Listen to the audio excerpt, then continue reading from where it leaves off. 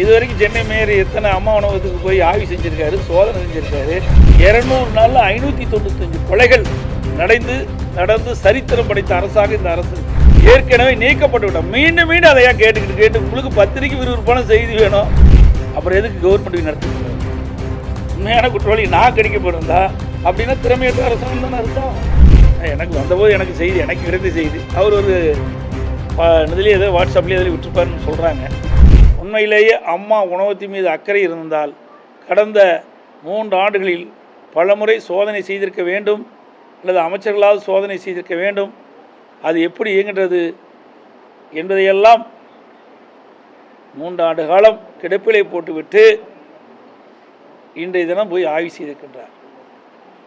எத்தனை முறை முதலமைச்சர் அம்மா உணவகத்தில் சென்று ஆய்வு செய்திருக்கின்றார், எத்தனை முறை அமைச்சர்கள் சென்று ஆய்வு செய்கின்றார்கள், எத்தனை முறை சம்பந்தப்பட்ட அதிகாரிகள் இந்த அம்மா உணவகத்திற்கு சென்று ஆய்வு செய்கின்றார்கள் என்று பார்க்கின்ற பொழுது பத்திரிகையிலும் ஊடகத்திலும் வந்த செய்தி எதுவுமே இல்லை என்பது தான் எனக்கு கிடைத்த தகவலின்படி. இன்றைக்கு அம்மா உணவகம் என்பது மக்களுக்கு ஒரு வரப்பிரசாதம், ஏழைகளுக்கு ஒரு வரப்பிரசாதம். அப்படிப்பட்ட அம்மா உணவகத்தை இவர்கள் கவனிக்காத காரணத்தால் மக்களிடத்திலே இந்த ஆட்சி மீது ஒரு வெறுப்பு ஏற்பட்டிருக்கிறது, ஏழைகள் இவர்கள் மீது வெறுப்பு ஏற்பட்டிருக்குது, தொழிலாளர்களுக்கு ஒரு மீது ஏற்பட்டிருக்குது. அதனால தான் அவர் போய் வேறு வழி இல்லாமல் பார்த்துருக்கார். நிதி இப்போ தான் ஒதுக்குனாங்க, 3 வருஷம் அதுக்கு சரியாக நிதி ஒதுக்கல, தரமான பொருட்கள் கொடுக்கலையே. அதனால் தரமான உணவுகள் தயாரித்து ஏழைகளுக்கு வழங்க முடியாத ஒரு சூழல் ஏற்பட்டு விட்டது. இதுவரைக்கும் சென்னை மேயர் எத்தனை அம்மா உணவகத்துக்கு போய் ஆய்வு செஞ்சுருக்காரு, சோதனை செஞ்சுருக்காரு, இதுக்கு வந்து எவ்வளவு நிதி ஒதுக்கியிருக்காரு, ஏன் 19 அம்மா உணவகம் மூடுறாங்க, எவ்வளவு வருகை இருக்குது. ஏற்கனவே அனைத்து இந்திய அண்ணா திராவிட முன்னேற்ற கழக ஆட்சியில் அம்மா இருக்கின்ற பொழுதும் சரி, அம்மா மறைவுக்கு பிறகும் சரி, அம்மா உணவகத்திற்கு தேவையான பொருட்கள் தரமாக வழங்கப்பட்டது, தரமான உணவு தயாரிக்கப்பட்டு ஏழைகளுக்கு வழங்கப்பட்டது, முழுமையான பணியாளர்கள் இருந்தார்கள். இதனால் அதிகமான பேர் தொழிலாளர்கள், ஏழைகள் அங்கே வந்து உணவு அருந்தி சென்றார்கள். இந்த விடியா திமுக ஆட்சி ஏற்பட்ட பிறகு நான் ஏற்கனவே குறிப்பிட்டவாறு இதில் அக்கறை செலுத்தாத காரணத்தினால் அதில் அம்மா உணவகத்திற்கு வருகிறவர்களே குறைஞ்சு போச்சு.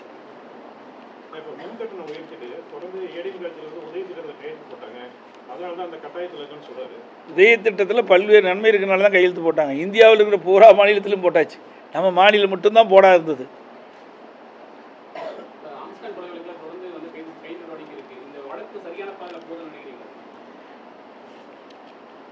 இன்றைக்கு தமிழகத்தில் நான் அடிக்கடி உங்களை சந்திக்கின்ற பொழுது, பத்திரிகையாளர் சந்திக்கின்ற பொழுது, சட்டமன்றத்தில் பேசுகின்ற பொழுதும், அறிக்கை விடுகின்ற பொழுதும் தொடர்ந்து நான் வலியுறுத்திட்டு வர்றேன்.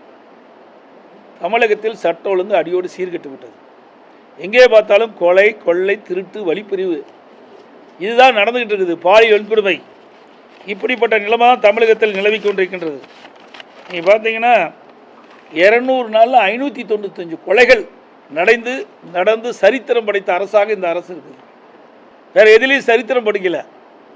ஒரு தமிழகம் கொலை மாநிலமாக மாறி இருக்குது, மிகுந்த வேதனை அளிக்கிறது. இன்றைக்கு காவல்துறைக்கு முழு சுதந்திரம் கிடைக்கவில்லை, சுதந்திரமாக அவர்கள் செயல்படவில்லை. குற்றவாளிகளை முறையாக செய்ய முடியாத ஒரு அவலநிலை தமிழகத்தில் நிலவி கொண்டிருக்கின்றது. பலமுறை ஊடகத்தின் வாயிலாக, பத்திரிகையின் வாயிலாக, என்னுடைய அறிவிப்பின் வாயிலாக தெரிவிச்சிருக்கிறேன், அறிக்கையின் வாயிலாக தெரிவிச்சிருக்கிறேன். ஆனால் இந்த அரசு எந்த நடவடிக்கை எடுக்காத காரணத்தினால தான் இவ்வளோ கொலைகள் நடந்து கொண்டே இருக்கின்றன.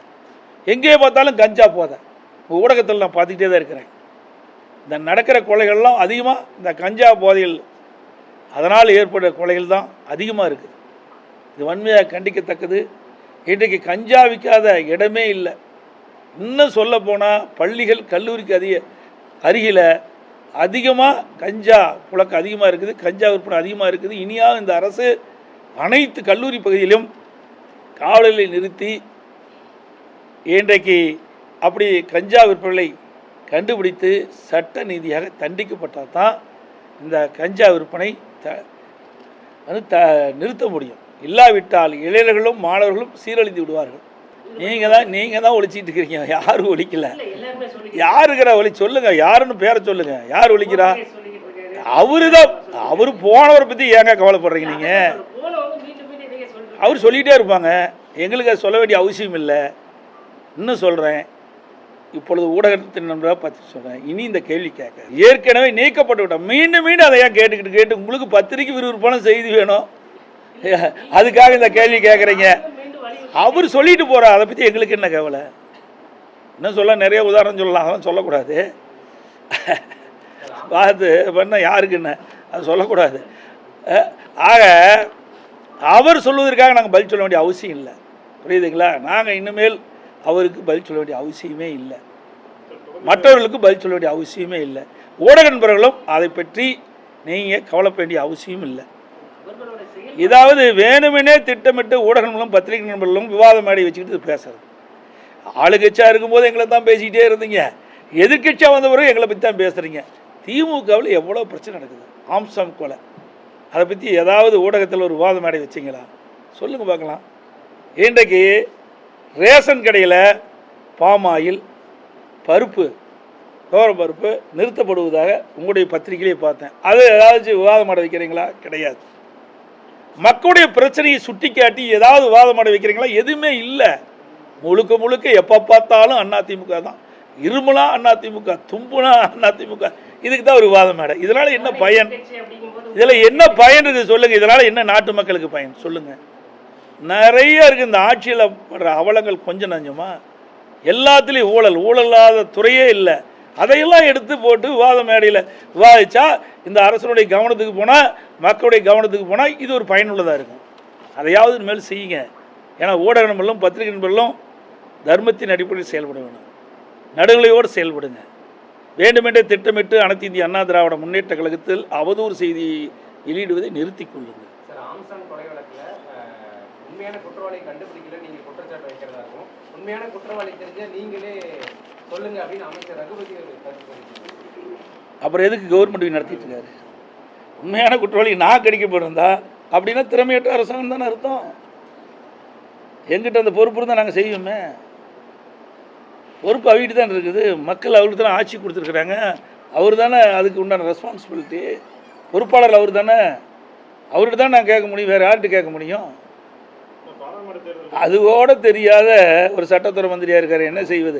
ஆட்சி அவிய கையில் தான் இருக்குது, அதிகாரம் அவை கையில் தான் இருக்குது, காவல்துறை அவிய கையில் தான் இருக்குது, சட்ட ஒழுங்கு பராமரிக்கக்கூடிய சூழ்நிலை அவர் கையில் தான் இருக்குது. அவரெல்லாம் அதை எப்படி செய்ய வேணும், எப்படி தடுக்க வேண்டும் என்பதெல்லாம் அவரெல்லாம் திட்டம் போட்டு செயல்படுத்த வேணும். நான் ஏற்கனவே சொல்லிட்டேன், தெளிவாக சொல்லிட்டேன். என்கவுண்டரில் அவர் ஏற்கனவே ஓடி போனதுனால சுட்டங்கிறாங்க. அவர் தானாக முன் வந்து சரணடைஞ்சிருக்கார். அவர் காது கேட்கலாம், மறுபடியும் சொல்கிறேன், தொலைக்காட்சி வாயிலாக நான் ஏற்கனவே வேலூர்லேயே சொல்லிட்டேன். தானாக அவரே வந்து சரணடைஞ்சிருக்கார், கை செய்யலை. அப்படி தானாக சரணடைந்த ஒருவர் எப்படி தப்பிப்பார்? ஒன்று. இரண்டாவது, ஒரு கொலை குற்றவாளியை அழைத்து செல்கின்ற பொழுது பின்கை விட்டு தான் விலங்கிட்டு தான் சொல்லுவாங்க. இதையெல்லாம் நடைமுறை. ஏன் இதெல்லாம் பின்பற்றல? ஏன் பின்பற்றல? ஏன் வேண்டுமென்றே திட்டமிட்டு என்ன பிரச்சனைன்னு நமக்கு தெரியாது. இதை கேட்டால் அவள் ஏன் இவ்வளோ கோபம் பொத்துக்கிட்டு வருது? இதையெல்லாம் முறையாக காவல்துறை செயல்படுத்த வேணுமா இல்லையா? இதையெல்லாம் அதிமுக ஆட்சி வந்த பிறகு தோண்டி எடுக்கப்படும். அப்போ சட்டமந்திரிக்கு தெரியும்.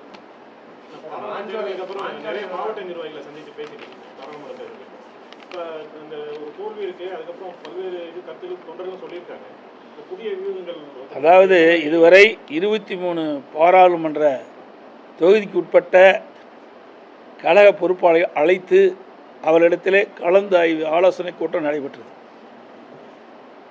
அந்த ஆலோசனை கூட்டத்தில் அற்புதமான கருத்துக்களை தெரிவித்திருக்கிறார்கள். அடுத்து வருகின்ற உள்ளாட்சி தேர்தல், அடுத்து வருகின்ற சட்டமன்ற தேர்தலிலே நாம் எந்தெந்த வழியிலே நாம் தேர்தல் பிரச்சாரத்தை, தேர்தல் யுத்திகளை கையாண்டால் வெற்றி பெற முடியும் என்று அரிய கருத்தில் தெரிவிச்சிருக்கிறாங்க. அதையெல்லாம் தலைமை உன்னிப்பாக உள்வாங்கி அதற்கு ஏற்றவாறு அடுத்து வருகின்ற தேர்தலிலே செயல்படுத்தப்படும். அவர் ஒருங்கிணைப்பாளர் குழு ஆரம்பித்தாங்க, ஆனால் பொதுச் செயலாளர் விட்டுட்டு ஒருங்கிணைப்பு குழு போட்டிருக்கிறாங்க. பொதுச் செயலாளர் எனக்கு வந்தபோது எனக்கு செய்தி, எனக்கு கிடைத்த செய்தி, அவர் ஒரு இதுலேயே ஏதோ வாட்ஸ்அப்லேயே எதில் விட்டுருப்பாருன்னு சொல்கிறாங்க. அதை பற்றி எதுவும் கேட்க மாட்டேங்கிறீங்களே? அப்படிலாம் கேட்க மாட்டேங்க, எங்களை தான் கேட்பீங்க. ஆமாம், அவர் பொதுச் செயலாளர் என்ன சொல்லியிருக்காரு? திமுகவுடைய பொதுச் செயலாளர் என்ன வலைதளங்களில் விட்டுருக்காரு? நிற்க முடியும்னு சொல்லிக்கிறாங்க. அவனுக்கு இந்த குழுவுக்கு என்ன வித்தியாசம்? கால் நிற்கிறக்கும் குழுவுக்கு என்ன சம்பந்தம்? நின்றுக்கிட்டா குழு பரிசீலனை பண்ணுது, அமர்ந்துக்கிட்டு தானே குழு டிஸ்கஸ் பண்ணுது. அதெல்லாம் நொண்டி சாக்கு. அதில் அவர் என்ன எனக்கு கிடைத்த தகவல், நானும் உறுப்பினராகத்தான் இருக்கின்றேன். யார்? திரு அந்த திமுகவுடைய பொதுச் செயலாளர், நானும் திமுகவில் உறுப்பினராகத்தான் இருக்கின்றேன் என்று அவர் செய்தி வெளியிட்டிருப்பதாக எனக்கு கிடைத்த தகவல். இதெல்லாம் ஸ்டாலின் கேட்குற கேள்வி, இதெல்லாம் ஸ்டாலின் கேட்குற கேள்வி. திரு ஸ்டாலினிடம் இந்த கேள்வி கேளுங்க. அவர் தான் அமைச்சரவைகளை மாற்றி அமைக்கக்கூடிய அதிகாரம் இருக்குது. எங்களுக்கு என்ன தெரியும்? உங்களாட்டு இருக்கிற தொலைக்காட்சியின் மூலமாக, நாங்கள் ஊடகத்தின் மூலமாகத்தான் நாங்கள் செய்தி தெரிஞ்சுக்கிறேன், அல்லது பரவலான வருகின்ற செய்தியின் மூலமாக தெரிஞ்சுக்கிறேன். ஆக யாரை மாற்றுவது என்ற அதிகாரம் முதலமைச்சர் தான் இருக்குது. அது எப்படி வரவேற்க முடியும்? எத்தனை அமைச்சர் இருக்கிறாங்க? என்ன திரு கருணாநிதியுடைய பேரன் திரு ஸ்டாலினுடைய மகன், அதற்காக துணை முதலமைச்சர் கொடுக்கலாமா? எத்தனை பேர் இந்த திராவிட முன்னேற்ற கழகத்தை உழைத்தவர்கள், எத்தனை பேர் அனுபவம் வாய்ந்த தலைவர்கள் இருக்கின்றார்கள், அமைச்சர் இருக்கின்றார்கள், அவருக்கெல்லாம் ஏன் கொடுக்கல? அது ஒரு குடும்ப கட்சியாக மாறிவிட்டது. குடும்ப கட்சி குடும்ப ஆட்சியாக மாறிவிட்டது. மாஞ்சோலை தோட்ட தொழிலாளர்கள் அவர்கள் தொழிலாளர்கள் பணிக்காக அமர்த்தப்பட்டவர்கள். அவர்கள் உரிமைக்காக கேட்குறாங்க. பல ஆண்டு காலமாக அங்கேயே இருந்து பணியாற்றியவர்கள் தங்களுக்கு மறுவாழ்வு வேண்டும் என்று கேட்கின்றார்கள். அதை அரசு தான் உரிய முறையிலே பரிசீலித்து அவருடைய கோரிக்கையை நிறைவேற்ற வேண்டும். நான் அந்த ரோட்டை பார்க்கல, அந்த வழியாக நான் போகலை. ஏன்னா சாலை பணிகள் நடந்துட்டுருக்க காரணத்தினால அந்த வழியாக செல்லாதிருக்கிறேன். அப்படி நாங்கள் பார்த்துட்டு அது மாதிரி தவறு இருந்தால் இந்த அரசாணுடைய கவனத்துக்கு கொண்டு வருவோம். அது மட்டும் இல்லை, சம்பந்தப்பட்ட லஞ்ச ஒழிப்புத்துறையெல்லாம் இருக்குது, முறையாக செயல்படவில்லை என்றால் அங்கே புகார் செய்யப்படும். நான் அந்த வழியை போகலை, ஏன்னா எல்லாம் இப்படி சேலம் போய் போயிடணும். சாலை பணி நடைபெற்று கொண்டிருக்கின்றதுனால அதில் அந்த சாலை வழியாக நான் செல்லலை, அண்மையில் செல்லலை. தொடங்கிட்டுதே. இப்போ ஒவ்வொரு நாடாளுமன்ற அழைச்சி பேசுகின்ற பொழுதே அந்த பணி துவங்கின மாதிரி தானே அர்த்தம். எதிர் வருகின்ற உள்ளாட்சி தேர்தல், அதற்கு அடுத்து வருகின்ற சட்டமன்ற தேர்தலை நாம் எவ்வாறு பணியாற்ற வேண்டும், அதை நம்முடைய அங்கே வந்திருக்கின்ற கழக நிர்வாகிகளிடம் நாங்கள் தெரிந்து கொண்டோம். அதுபோல் தலைமை சில விளக்கங்களை கொடுத்துக்கின்றது. எப்படியெல்லாம் மக்களை சந்திப்பது, எப்படியெல்லாம் வாக்குகள் ஏற்பது, அனைத்து இந்திய அண்ணா திராவிட முன்னேற்ற கழக ஆட்சியில் போடப்பட்ட திட்டங்கள் முழுமையாக மக்களுக்கு கொண்டு சென்று விளக்கப்பட வேண்டும். இந்த கடந்த 3 ஆண்டுகள் திராவிட முன்னேற்ற கழக ஆட்சியில் ஏற்பட்ட அவலங்கள், மக்கள் விரோத செயல்கள், இன்றைக்கு மின்கட்டண உயர்வு, பால் விலை உயர்வு, வீட்டு வரி உயர்வு, கடைவரி உயர்வு, குடிநீர் வரி உயர்வு, போதாத குப்பை வரியும் போட்டாங்க. இதையெல்லாம் மக்களிடத்தில் எடுத்து சொல்ல வேண்டும் என்று நாங்கள் தொடர்ந்து சொல்லிகிட்டு இருக்கிறோம். அதோட கள்ளச்சாராய மரணங்கள் தொடர்ந்து நடந்துக்கிட்டு இருக்குது. இன்றைக்கி பார்த்தீங்கன்னா கள்ளச்சாராய மரணம் கள்ளக்குறிச்சி நடந்துருக்குது. இதற்கு பிறகாவது இந்த அரசு உரிய நடவடிக்கை இருக்குன்னு சொன்னால், இந்த கள்ளச்சாராயத்தை தடுத்து நிறுத்திருக்கணும், நான் ஆக்கப்பூர்வமான பணி செய்தேன்னு சொன்னால் அது இல்லை. அதுக்கு பிறகு பார்த்திங்கன்னா ஒரு வாரத்துக்கு முந்தி விழுப்புரத்தில் ஒரு 6 பேர் நினைக்கிறேன் கள்ளச்சாராயம் பருகி இன்றைக்கி மருத்துவமனையில் போய் சிகிச்சைக்காக சேர்க்கப்பட்டிருக்காங்க. அப்படின்னா இந்த அரசனுடைய மெத்தனம் திறமையற்ற அரசாங்கம் நடந்துக்கிட்டு இருக்குது.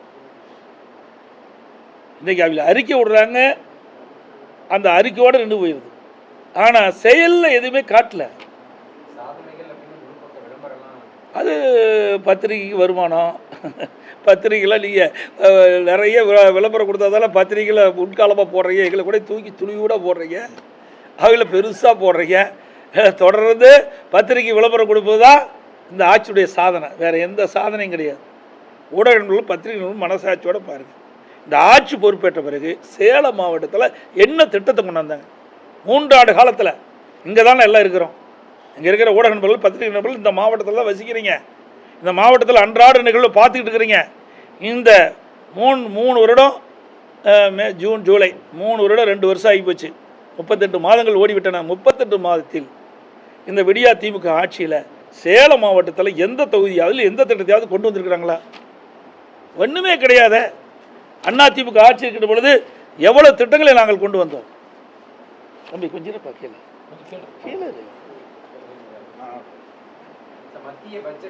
எவ்வளோ திட்டங்களை கொண்டாந்தோம்.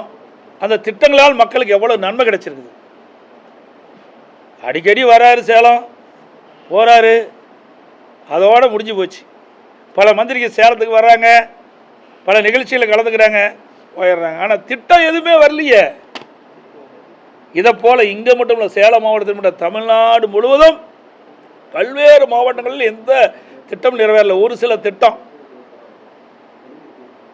என்ன, மதுரையில் ஒரு நூலகம் கட்டியிருக்காங்க, அவ்வளோதான்.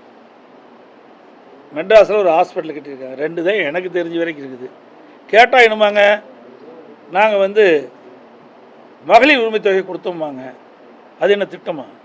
அது நீங்கள் யார் வேணாலும் முதலமைச்சர் வந்து அறிவிக்கலாம். அறிவிப்பு இருக்கிற பணத்தை எடுத்து கொடுக்குறது தான், அது திட்டம் அல்ல. அப்புறம் மகளிருக்கு பேருந்தில் கட்டணமெல்லாம் பயணம், அது என்ன அறிவிப்பு தான், திட்டம் கிடையாது. இங்கே இருக்கிறவங்க ஊடக நண்பர்களும் பத்திரிகைகளும் யார் முதலமைச்சரானாலும் இதை செய்யலாம், இது பெரிய சாதனை கிடையாது. ஆனால் இதற்கு நிதி எங்கே இருந்து வந்தது? நிதி ஆதாரத்தை உருவாக்கி அதிலிருந்து இந்த திட்டத்துக்கு பணம் கொடுக்கணும், அது கிடையாது. கடனை வாங்கி தான் கொடுத்துட்ருக்குறாங்க. கட்டணமில்லா பேருந்து செல்கின்றவர்களுக்கு அந்த பேருந்துக்கு உண்டான தொகையை போக்குவரத்து கழகத்திற்கு கடன் வாங்கி தான் கொடுத்துட்ருக்குறாங்க. இன்றைக்கி நிதி ஆதாரத்தை பெருக்கி கொடுக்கல, கடன் ஏறிக்கிட்டே போகுது. தமிழ்நாட்டுடைய கடன் ஏறிக்கிட்டே போகுது. 1000 ரூபா உரிமை தொகை மகளிர் கொடுக்குன்னு சொன்னால் அதற்கும் கடன் வாங்கிட்டு தான் கொடுக்குறாங்க. இன்றைக்கு இந்த ஆட்சி வந்த பிறகு சுமார் 3,68,000 கோடி கடன் வாங்கியிருக்கிறாங்க. இந்த ஆட்சி கடனில் தான் ஓடிக்கிட்டு இருக்குது. இன்னும் சொல்ல போனால் இந்த பத்திரிகை ஊடகம்தான் இந்த ஆட்சி தாங்கி பிடிச்சிட்டு இருக்கிறீங்க. நீங்கள் பத்திரிகை ஊடகங்கள் மட்டும் நடுநிலையோடு உண்மை செய்திகளை வெளியிட்டீங்களா, இந்த ஆட்சியுடைய முகத்திரை கிழிஞ்சு போயிடும். நன்றி, வணக்கம். மத்திய பட்ஜெட்